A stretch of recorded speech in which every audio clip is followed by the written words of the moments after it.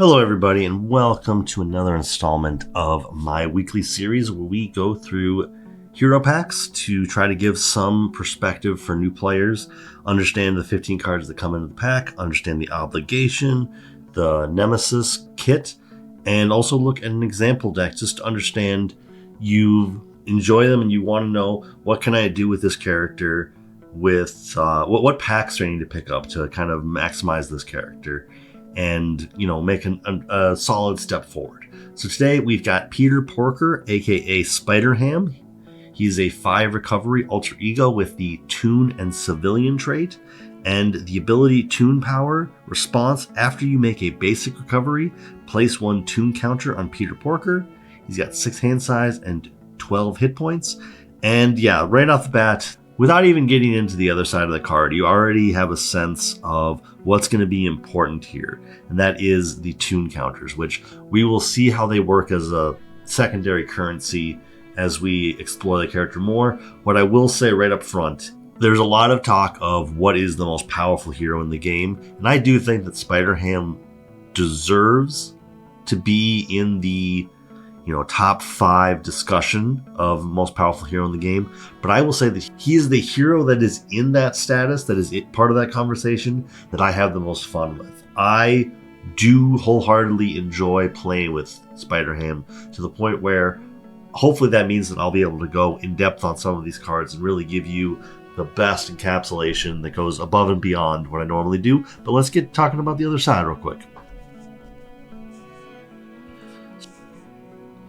So we've got Spider-Ham, a 2 thwart, 1 attack, 1 defense hero with the cartoon and web warrior traits, and each tune counter on Spider-Ham can be used as if it were a wild resource. Spider Non-Sensibility, which is a response after Spider-Ham takes any amount of damage, place 1 tune counter on him. So this ability, well, I guess it's kind of 2 abilities we've got going on here. So the ability to use tune counters as a wild resource means that Spider-Ham is going to have really good economy.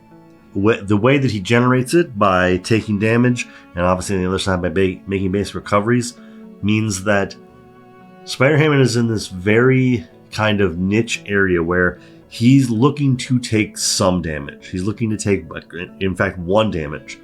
While there are cards in this kit that are going to make taking 1 damage feasible, there's also just cards that you can put into your deck that deal a single damage, and I think the most famous of that is going to be Clarity of Purpose. It's a leadership card. It allows you to deal damage to the character that it is attached to, because it's an upgrade, and it deals 1 damage, makes a wild resource. So essentially, that turns into deal a damage to Spider-Ham. He gets a tune counter, and effectively you're making a wild resource now and a wild resource that can be used later. Overall, in addition to his 5 hand size, 12 hit points, both sides of this card were very deceiving. I didn't see how all of this was supposed to come together until I started to play with the cards in the deck, and I started to understand how he can value certain cards that other characters don't. And we'll get into that in a little bit. We'll get into that. I believe in the example deck, we're going to definitely get into that. But let's talk about the other cards, and we will explore how this character can sort of, at least to me, come off as so-so, maybe a 7 or 8 out of 10, when in reality they are possibly a 10 out of 10. So right up front, we've got his ally, Captain Americat, a 3-cost ally with 2 thwart, 2 attack, 3 health. He has the cartoon trait, and the response after Captain Americat enters play, give someone a high 5. We're going to get into that in a second. Place 1 tune counter on your identity and shuffle 1 Spider-Ham card from your discard pile into your deck. So this brings to light something about Spider-Ham that I do think is a little divisive. He is asking you to do things that, I guess the way you might put it in other games is, he's asking you to do dexterity things. So I think they've come out and said that to use these abilities, you don't have to do these things. It's just more of like an interesting layer of flavor they put onto there to kind of make the game more fun. This is why a character like Deadpool is silly without necessarily making you do things that you might not necessarily want to do. I think they learned their lesson from Spider-Ham. They dialed it back. They said, okay, we still want you to have a good time, but we're not going to make you give high fives. Just on the surface, just looking at Captain Americat, I do think just the ability to get a tune counter, shuffle back a card, get that little bit of recursion is good. And that's kind of really all I have to say about this card. I will say that just a 3-cost 2/2/3 ally is kind of just by the books. There's not a lot more to say about it. It definitely, I will say, having done this long enough, I can see how this helps to build upon what Spider-Ham wants to do, and it's a good tool. And allies are good. If you like allies, put them into play. If you don't, he's a wild resource.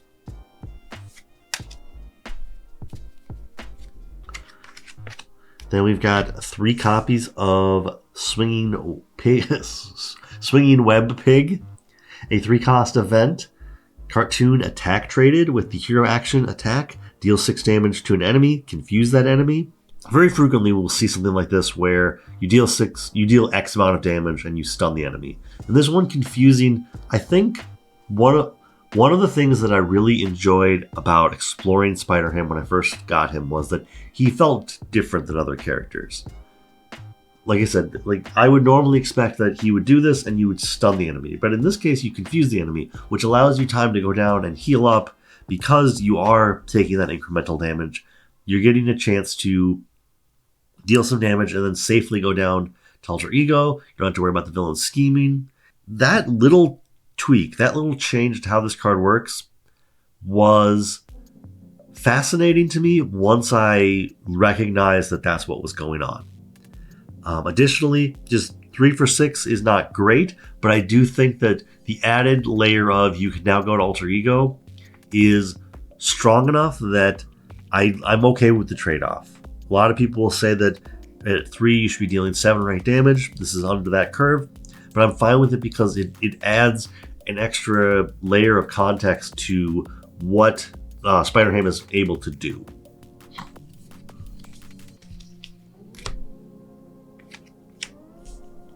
Next up, we've got 2 copies of Ham It Up, a 0-cost event, cartoon thwart. With the hero action thwart, remove 1 threat from a scheme for each tune counter on Spider-Ham. This card fascinates me because it costs 0 and it thwarts. So you expect that it's going to take 1 or 2 threat off something, because when you look at what a card is capable of doing, that's generally what it costs. Is at this cost, it's 0, a free 0. I'm thinking of Gamora. I don't even know if she has a thwart event for 0. She must have a thwart event for 0. But that's also contextual to the rest of her kit. In this case, right off the bat, I see a thwart event for 0. I assume it's not going to do much. This can do so much because I suppose something that I didn't really talk about was there is no upper limit to the amount of tune counters you can have on Spider-Ham.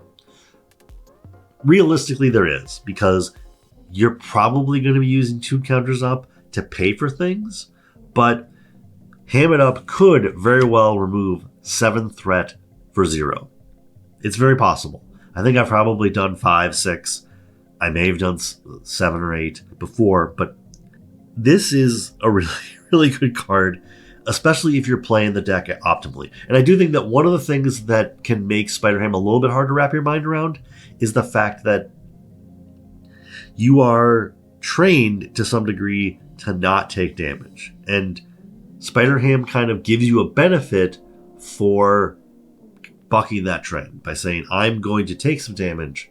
And so you do need the ability to confuse the enemy so you can go out Alter Ego to recover.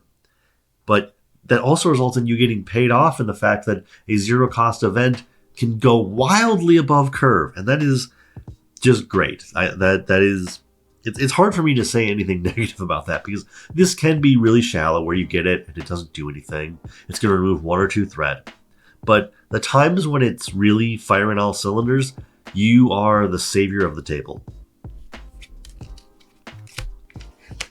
Next up, we've got 2 copies of Petulant Pig, a 0-cost event again. Cartoon trait and the hero action, stick your tongue out at the villain. The villain attacks you, draw 3 cards. So this is another instance of dexterity. What I like about this is that you want to take some damage. This is a way for you to do that. You also get to draw cards. And so in that transaction, you're probably gaining a tune counter, and you're gaining 3 cards at the cost of 1 card. Now, obviously, you do have to go down the route of, what if the villain attacks me? Like, I guess you're not playing this unless you can reasonably believe you're going to survive the attack. It's possible that the villain could attack you for 7. There is ways that could happen, I suppose. But you're probably looking at like 4 damage. The economy of Spider-Ham is, once again, deceptive. This is 3 more cards. Possibly a card you can play, plus the 2 resources you need to play it, plus you might have gained a resource off the attack. And yeah, this is like 4 resources at 0 for 1 card. It's just a 0 cost event that gets you 4 resources, potentially. At a point when you can really gauge, I can take this damage because the villain can't deal enough damage to defeat me. Now, I will say, that doesn't mean that the scenario won't kill you, because there are ways that the scenario will just be like, oh, we'll just take some like 3 indirect damage. Like, oh, yeah, I suppose I didn't factor that in. But yeah, this is just a fantastic card. It looks silly. Obviously, it wants you to do some dexterity stuff that Fantasy Flight, I believe, has ruled you don't need to adhere to. We're not going to make you do these things, but it's part of having the fun. And this is just, this is a stellar card.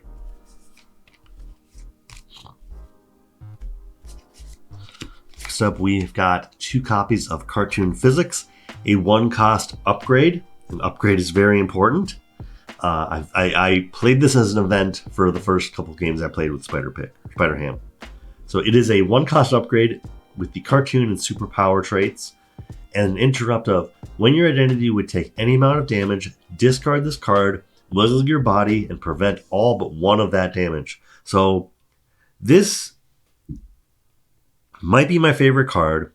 It's easily one of the best cards in the pack, and that's saying a lot because I do feel like we've already gone over several very good cards. But the fact that this can just allow you to defend against an attack that you have no right at defending against, and only walk away with 1 damage so that you get that tune counter, is amazing. And this is the kind of card that you want to just, if you see it, I don't know if you mulligan hard for it, but if you see it, you just get into play. It costs 1, you use one of your tune counters to get into play, and it will save your game later. There's not a lot more to say about it. It is a very unique card in the fact that it is sitting down in play. It's going to take away all the damage that's coming at you except for the 1. I think that's another thing that I like about Spider-Ham, is that you need to take the 1 damage. It's not like Drax, where you just need to be attacked. Like this, you do need to take some damage, but when you take that damage, you get paid off in the form of economy. And yeah, this is just amazing card. Just remember that it's an upgrade. Don't make the mistake I made and use it as an event. I actually have a remarkable history of misplaying Web Warrior cards because I didn't understand their type. I don't know what I need to do with that information. Then we've got 1 copy of the Daily Beagle, a 2-cost support, cartoon location, with the alter ego action of exhaust the Daily Beagle. Place 1 tune counter on Peter Porker. I very often look over alter ego actions. This is a good one. It's not that flashy, but it does a lot of really good work. And there's not a whole lot more to say about it. That it's just, in general, like, this is going to be helpful to you, because just being able to get a free resource to use later, whether it be in the form of actual wild resources or just making Ham It Up even stronger. Yeah, this is just a good card. Put it into play if you can. No shame in using it as a resource, but it does pay back dividends. Then we've got 1 copy of I Don't Think So, a 1-cost event cartoon, Hero Interrupt.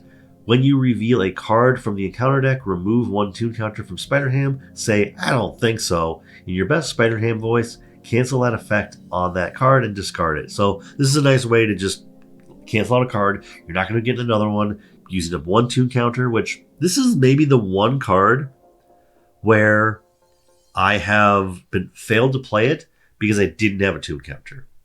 And usually that means that you had a big turn prior. You said, I'm going to play this 4-cost event. I'm going to do this. I'm going to do that.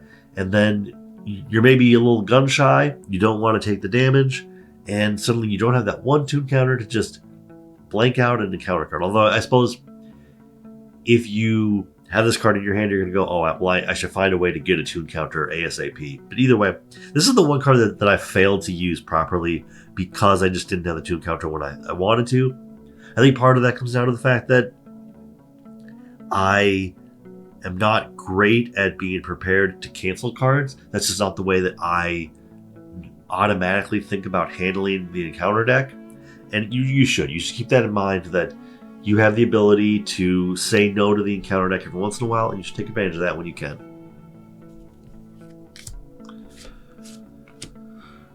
Then we've got 1 copy of Hogwashed, a 1-cost event cartoon trait with the hero action of remove 1 tune counter from Spider-Ham. Loudly read out this card's flavor text. Choose to either deal 5 damage to a minion or remove 5 threat from a scheme. And you're going pow, bam, whack, smack, boink. The modular nature of this card is just good. The fact that you can take out a minion or you're removing 5 threat from a side scheme. I might not have said that. Just being able to handle the lower tier cards, putting Overwatch onto a side scheme, and then removing 5 threat from it, and so that you can remove 5 threat from somewhere else. It's all powerful. It's all good. This is a great card. The fact that it's a one of hurts, but it also makes sense because it's just very powerful. And yeah, overall, another reason why you want to try to keep 1 tune counter in reserve, because this should be helpful to you. Although, hopefully because it's something that you're playing on your turn, you will be better set up to do that. It's a little unfortunate when you have to do I don't think so back to back with Hogwash, and suddenly you don't have the tune counter you thought you were going to have. But either way, cool card and a great one-off. Then we've got Huge Wooden Hammer, a 2-cost upgrade, cartoon weapon traded. Spider-Ham gets +1 attack, so that'll bring him up to 2 attack. And hero action, when Spider-Ham makes a basic attack, exhaust Huge Wooden Hammer and remove 1 tune counter from Spider-Ham. Spider-Ham gets +2 for this attack and gains Overkill.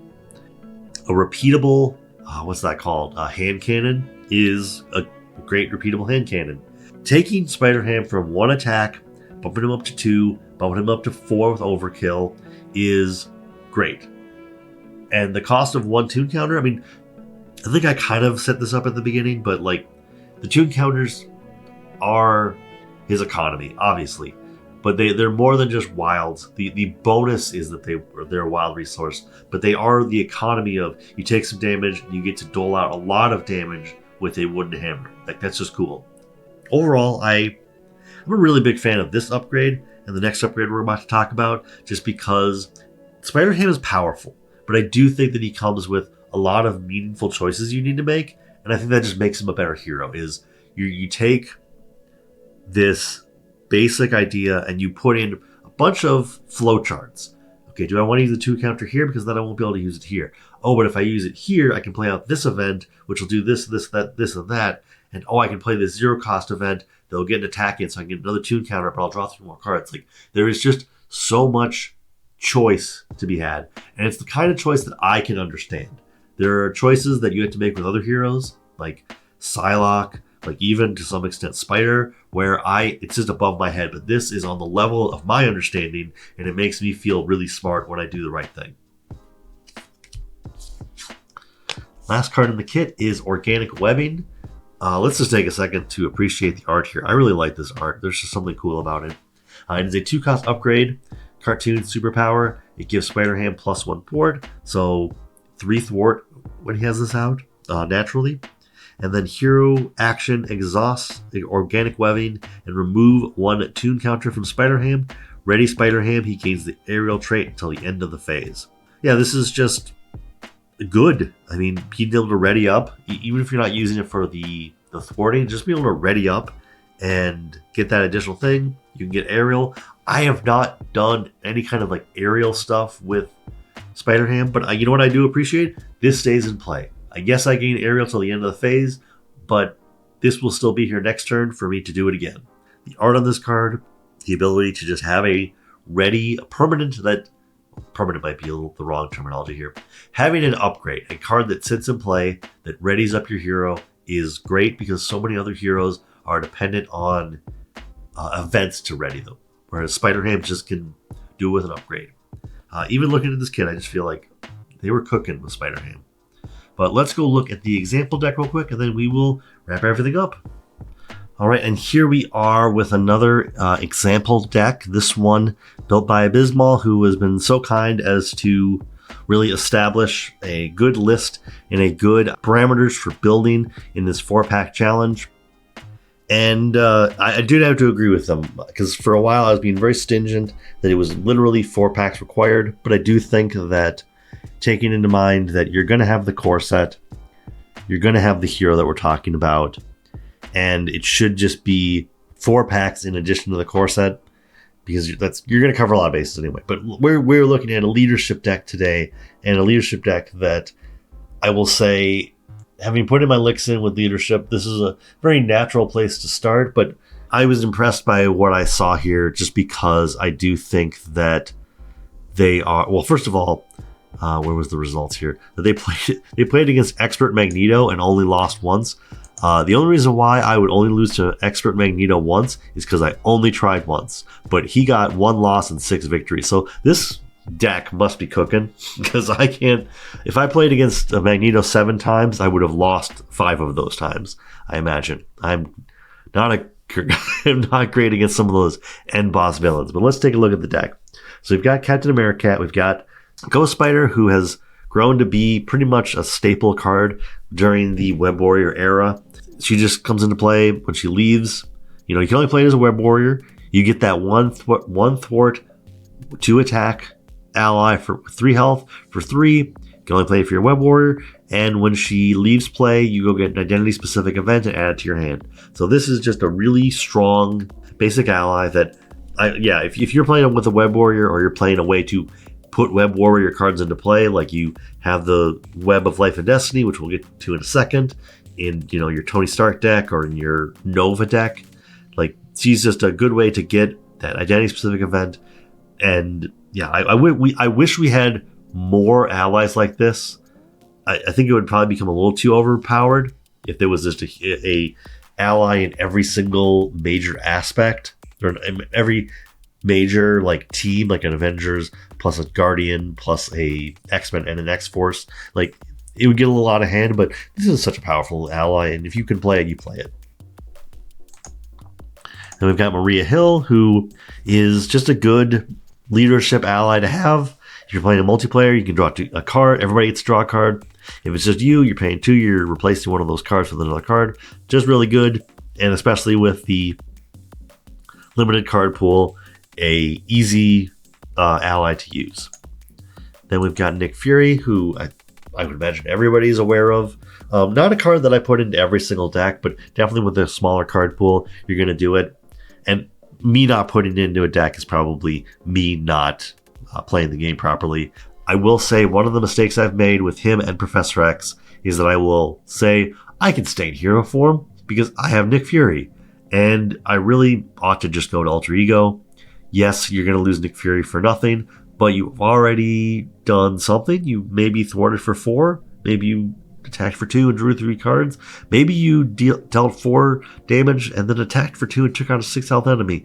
Playing optimally and just using him as a blocker and staying in hero form extra long may not be the right call, and I've made that mistake before. Then we've got Spider, who I regret that I wasn't able to talk about last week because I talked about Spider the hero, but it is a 2 cost, 2 thwart, 1 attack, 2 health Web Warrior ally. You can only play if you're Web Warrior. It has the when defeated ability of add Spider to your hand if she was defeated by taking excess consequential damage. So this is done by attacking for 1 and then thwarting for 2, so that she has taken 3 total damage and she returns back to your hand. But this is a great way to not only get her back and be able to use her again, but you trigger off other things where Spider Web Warriors leave play, and you you gain a bunch of card advantage because, like, Web of Life and Destiny draws you a card when a Web Warrior leaves play. Web Warrior left play, but you also gained a card, which I guess this is another extension of Ghost Spider's basically doing the same thing, except for Ghost Spider has card selection. But like in this case, you just get Spider back. That's just pretty cool. Then we've got Hobie Brown Spider-Man. Probably one of the best allies in the game. Definitely one of the best allies you can have as a Web Warrior. 3 cost, 2 thwart, 1 attack, 3 health Web Warrior. Has the Web Warrior caveat, and when Hobie Brown Spider-Man leaves play, discard the top 3 cards in the encounter deck. Deal damage to the villain equal to the number of boost icons discarded this way. Just really good. I've said this before. He might deal 2 damage. He might deal 7 damage. It's possible. And yeah, he's just the kind of card that he just creates more and more benefit. You're going to deal much damage, and you're a Web Warrior, so you're probably getting a Web Warrior leaves play trigger somewhere. And yeah, just really great. Oh, so many Spider-Man. Okay. Then we got Peter Parker Spider-Man, 3 cost ally with 2 thwart, 2 attack, 3 health. He has the requirement that you need to pay 1 of each type when you're spending cards to play him.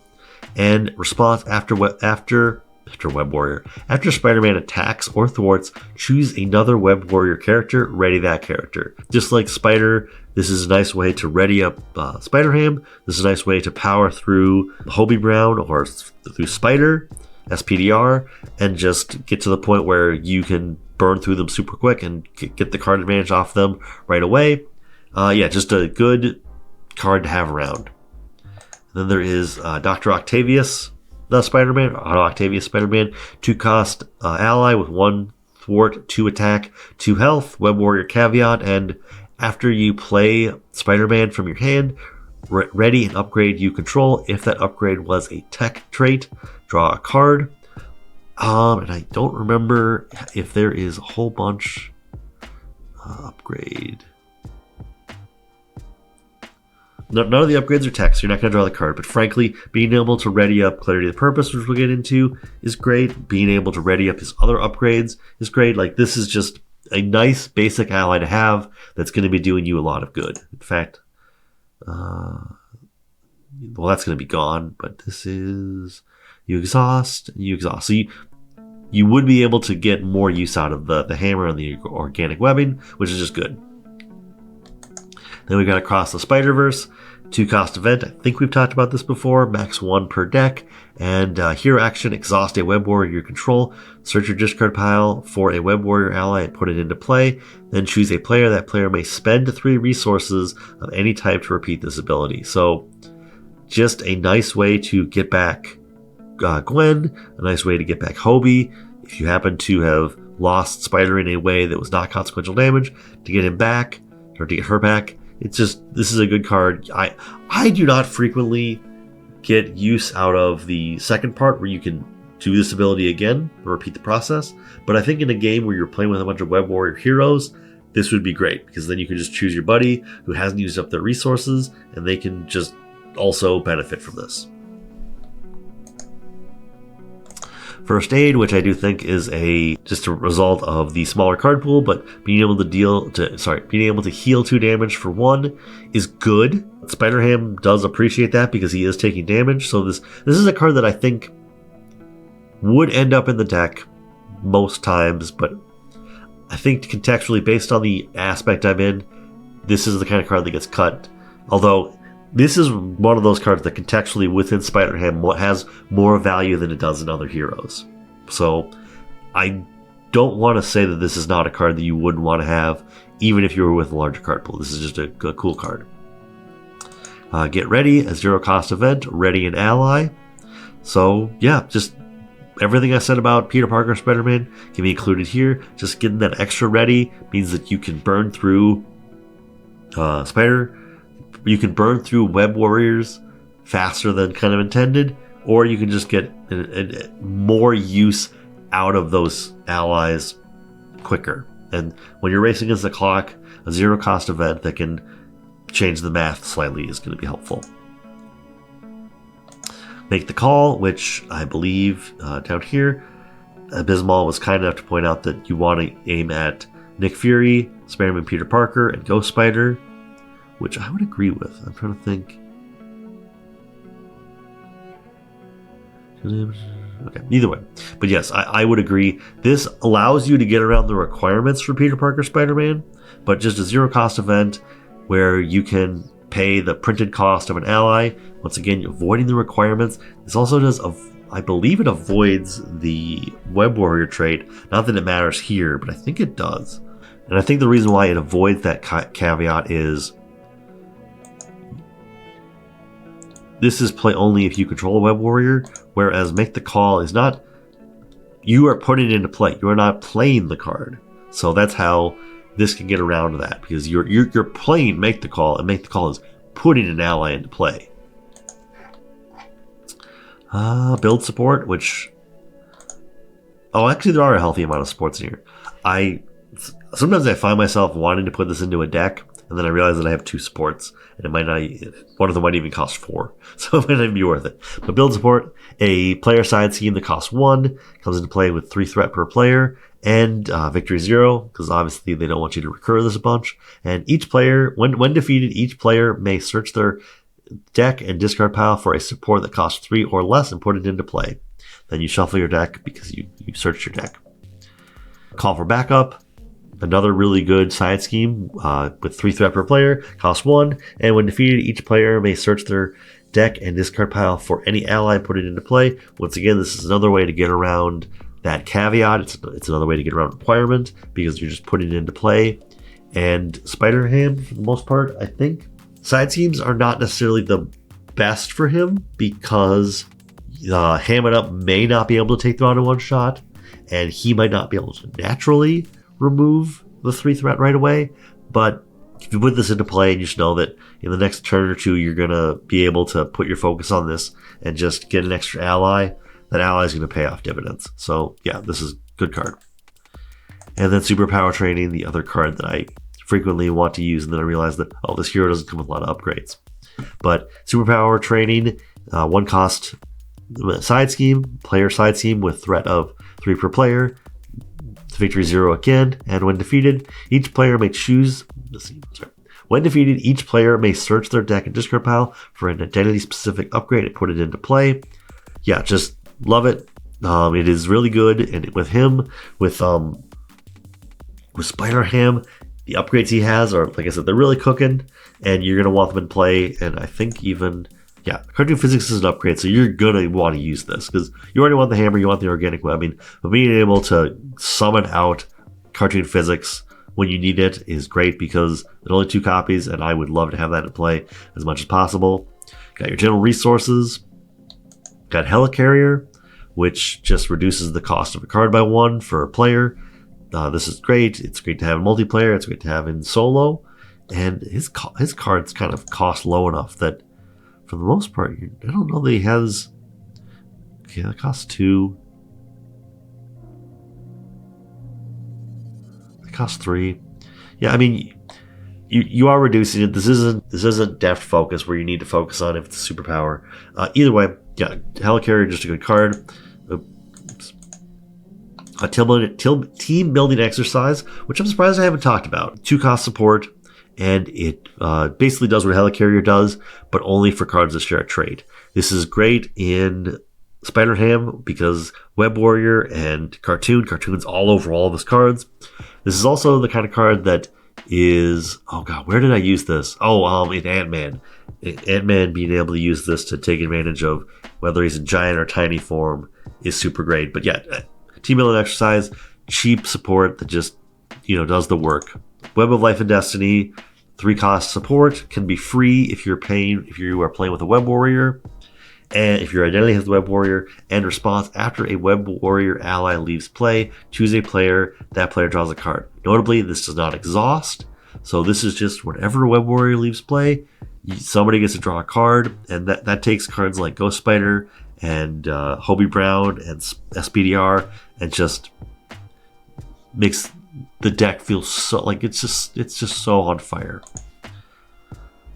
Okay, Clarity of Purpose, which We talked about it before. With Spider-Ham, it is amazing. This is also just something nice to put onto a web warrior because you want them to leave play, and this will push you towards that direction. But it is a upgrade for 1. Then you attach to a friendly character, max 1 per character, and hero resource, exhaust this card and deal 1 damage to the attached character, generate a wild resource. So once again, with Spider-Ham, this turns into a wild resource now and a tune counter, and yeah, it's just great. And as I've already focused on it, but I'm going to say it again just because it's on my mind, this card is what's exhausting. So when you attack with the hero, when you attack with the ally this is on, you still have the ability to use this, and that's what makes this card really, really good. I've made the mistake of assuming that I'm supposed to exhaust the character this is attached to. That's not the case. But either way, really great card. Thank you, Abysmal, for building this deck, because and the link will be in the description, but like, this is a really good first step. And we are back to talk about the Obligation and Nemesis kit. And we will start with the Obligation, which is, I really want a hot dog, which kind of raises some questions. But it is an obligation given to the Peter Porker player. You may flip down to Alter Ego, and then you choose to either exhaust Peter Porker and remove 1 tune counter from him, to remove I really want a hot dog from the game, or you are stunned. If you are already stunned, this card gains Surge, discard this Obligation. Meaningful choices. The cost of 1 tune counter is relevant because, like I said, you can find yourself with a low amount of tune counters on him, and you had a plan for that tune counter, so losing it can be detrimental. This is, I would say, pretty soft. This does do the job really well of just being a speed bump and kind of changing the pace of what you're looking to do. Then we have the Nemesis minion and side scheme, the Green Gobbler, a 1 scheme 2 attack 4 health minion with the cartoon and criminal trait, and the force response after the Green Gobbler engages with you, discard all counters on each card you control. This is painful. No doubt about it. Against Spider-Ham, this just gets rid of your tune counters. That's super rough, but you can't also overlook the fact that you just have cards with uses. This comes into play. It blanks out your energy field or whatever, and your anything that has a counter on it. It suddenly it gets strays from this. So this is a minion that I feel like is equal in power level to the hero that it's against. Like, it will just completely trip up everything you're trying to do. And in some ways, it's not that bad. In other cases, you're just like, oh wow, like this is really throwing me off, and I don't know what to do about this. I can't do anything I want to do next turn because I do Shadow of the Past. Then we have Nefarious Trap, which, let's just take a second. I love this art. I realize it might be a little hard to tell what's going on, but you got a giant mech turkey attacking Spider-Ham. Like, that's just cool. Nefarious Trap, a side scheme with, when defeated, the Green Gobbler attacks the player who defeated this scheme. If the Green Gobbler is not in play, search the encounter deck and discard pile for him, and put him into play, engage with the player who defeated the scheme. Plus, it has the hazard icon, so you're going to be getting an additional encounter card, and it starts with 3 threat on it.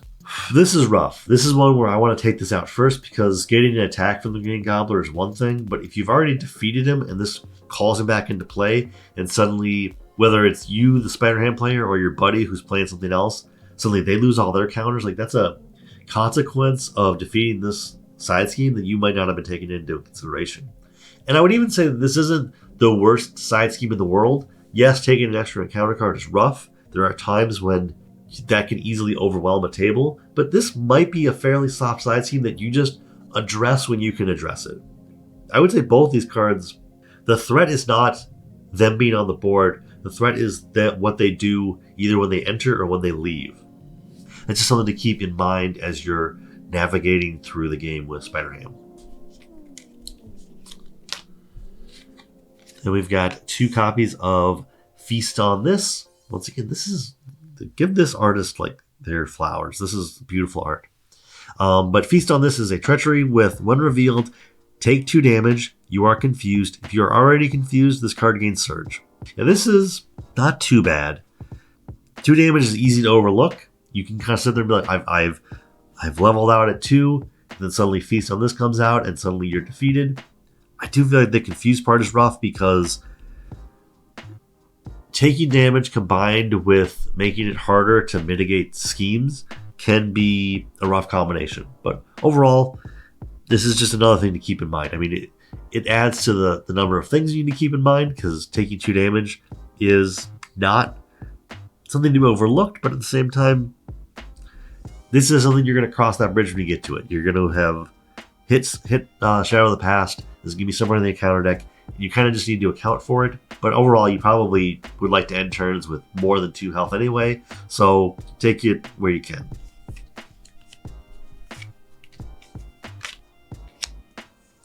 And the last card is the Gobbler Glider.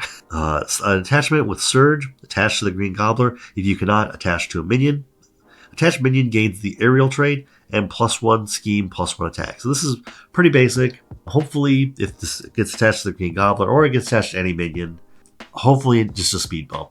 Hopefully you're going to take that minion out anyway, and it's not the biggest deal in the world. Thankfully, the green Gobbler does not have anything additional, so you're just burning through that 4 damage. So if he gets this, it's like, yeah, he's a little bit scarier, but you have your entire turn to react to that, hopefully. Like, don't think of a situation where this gets attached mid-combat. Yeah, either way. But just cool card, thematic, and yeah, just something to keep in mind. So that is it. We've got Spider-Ham, aka Peter Porker. Like I said before, I think he is a very powerful hero. I think he's easy to understand. Like, even early on in my career, I picked up Spider-Ham just because he looked funny, and I enjoyed him, and I had a good time with him. And I'll say that I did have my points when I needed to learn how to properly play him, but overall, that was a pretty short learning curve. I think that he is a hero that you want to have your licks in, you want to understand the game. But once you understand the game, it's not a big stretch to play him and to play him well. He is very powerful, and like I said, he is a character that is in the discussion for being powerful that I really enjoy playing. So, go try him out, and yeah, that's going to be it until next time when we talk about, I think we're moving into the Champions Heroes, but, like, subscribe. I do have an affiliate link to buy this pack if you want. I have it on every one of my videos, but until next time, have a great day.